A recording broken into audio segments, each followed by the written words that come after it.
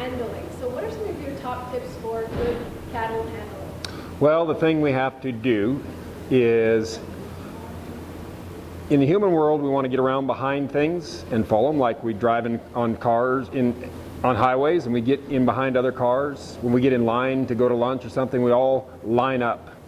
And when we try to do that with cattle, we get in behind them and they can't see us, and they turn their head, and that creates a direction change, and then we got to go fix that. So our position is the most important thing.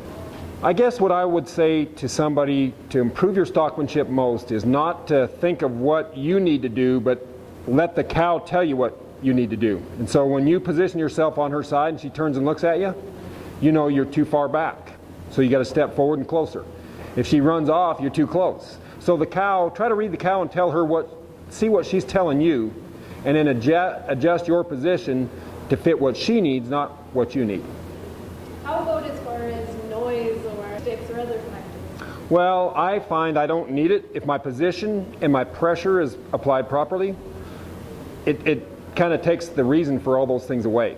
So those are, the more noise, the more sticks, the more force I have to use, it shows how wrong my pressure is and how not good I am. So when things are working smooth and everything's going good, I'm doing things right. I don't need noise, I don't need sticks. How did you learn all that you know about cattle handling now? I've studied a lot of different folks from when I was a little kid. I've had a great childhood. I was around sheep, cattle, chickens, everything. We had a slaughterhouse, we had a feed yard, small operation, but lots of different animals.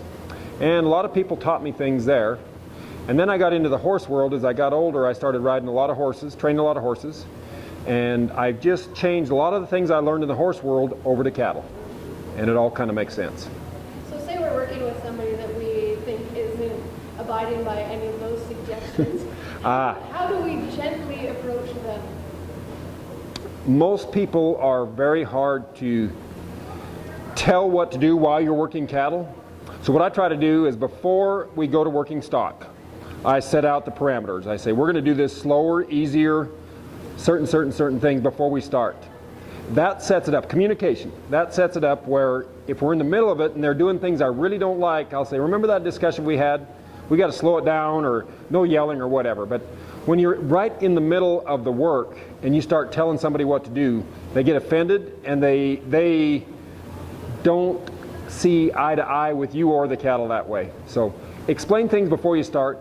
If they don't want to do things the way you want them to do it, you might have to find somebody else to help you. Perfect. Thank you so much. Thank you.